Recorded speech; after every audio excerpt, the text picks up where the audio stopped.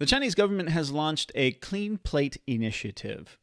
Some speculate this is because of a possible food shortage in the country due to the flooding and to other natural disasters that have occurred in the country this year. I don't see any evidence of that. I have seen pork prices rise in the last year, mostly due to the culling of all the pig stock. But other than that, there doesn't seem to be any kind of food shortage that I have seen. But this is something that we can still get behind, I think.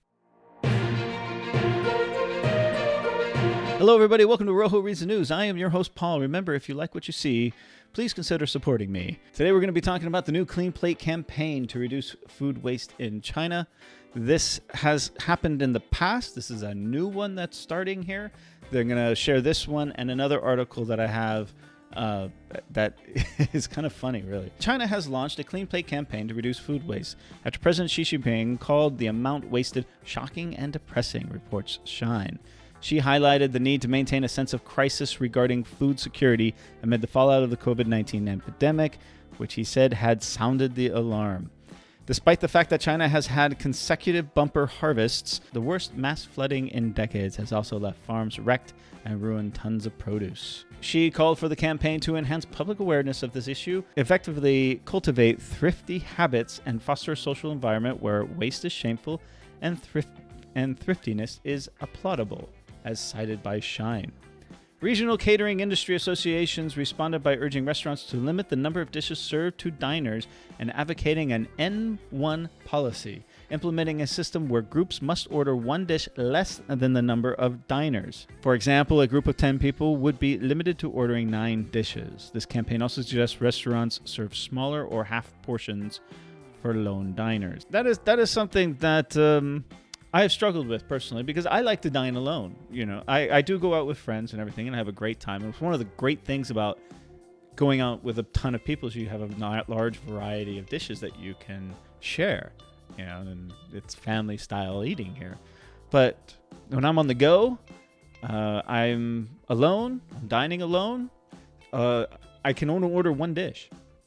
And oftentimes that dish is too big. It's not designed for lone diners in most restaurants in my town. If you go to the larger cities, there are food courts that really do cater to the lone diners. So it's a lot easier. But in a city like mine, those type of establishments are pretty rare, especially healthy ones. Also in the firing line are mukbang, live streamers who film themselves eating large amounts of food. China's largest short video and social media platforms, including Douyin, the Chinese version of TikTok, and Kuaishou, have come out saying they will shut down any live streams and ban accounts if users are found to be promoting the eating of large amounts or encouraging vomiting to eat more. Wow. So bulimia is a thing on these social media apps? I didn't know that. But look at this. That's kind of disgusting. But there are a lot of people who watch this stuff. It's like food porn is what it is. The platform will penalize food wasting behavior when spotted. We call on our users to treasure food, a Douyin representative said in a statement and cited by state-run newspaper Global Times. Now, if users search keywords such as eating show or competitive eaters on Douyin or Kuaishou, a cautionary message will pop up. On Kuaishou, a notice reads, "Please cherish food and keep a reasonable diet," while Douyin asks people to say no to food waste.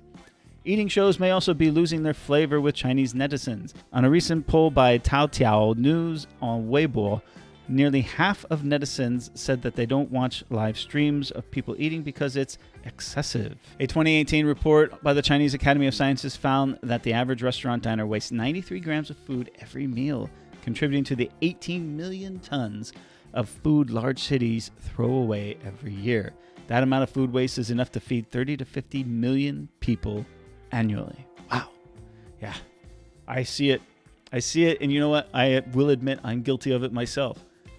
So, you know, this is something that you'd have to get behind and support. Here's a follow-up article that I have from That's Guangzhou. China restaurant apologizes for weighing customers pre-meal. This made the headlines just a few weeks ago. very, very interesting. And I actually did a class about this. A restaurant in Changsha, capital Hunan province, has apologized for encouraging diners to weigh themselves before their meal and suggesting that they should order based on the reading, reports the BBC. The beef restaurant placed 2 large scales at its entrance, asking diners to enter their measurements into an app which would then recommend menu items accordingly. You know, that doesn't sound like a bad idea. I mean, for those of us who are trying to lose weight, trying to stay healthy, and have trouble with portion control, that's not a bad idea to have an app, put in your measurements, weigh yourself, maybe even talk about the types of foods that you enjoy, what you've already eaten on the day, and then recommend menu items. That's a good idea. What do you think? In reference to China's Clean Plate campaign aimed at reducing food waste, signs were also placed at the restaurant that read, "Be thrifty and diligent, promote empty plates," and "Operation Empty Plate." After a fierce backlash on social media, the offering restaurant posted an apology online saying it was deeply sorry for its interpretation of the newly launched campaign. "Our original intentions were to advocate stopping waste and ordering food in a healthy way," the restaurant added. "We never force customers to weigh themselves." The Clean Plate campaign, started by President Xi Jinping, called the amount wasted shocking and distressing, as reported by Shine. When I went to Chailong Water Park in Guangzhou, this is like water slides and everything, I'm much larger than your average person here in China. I weigh about 85 kilos, I guess, which is more than I want, but at the entrance of every one of those rides, they forced me to get on a scale and register my weight, because if I was too heavy, I wasn't allowed to ride the rides. So it's actually common. But what do you think about all of this? Is this a good thing? Do you support it? Comment below. Let me know.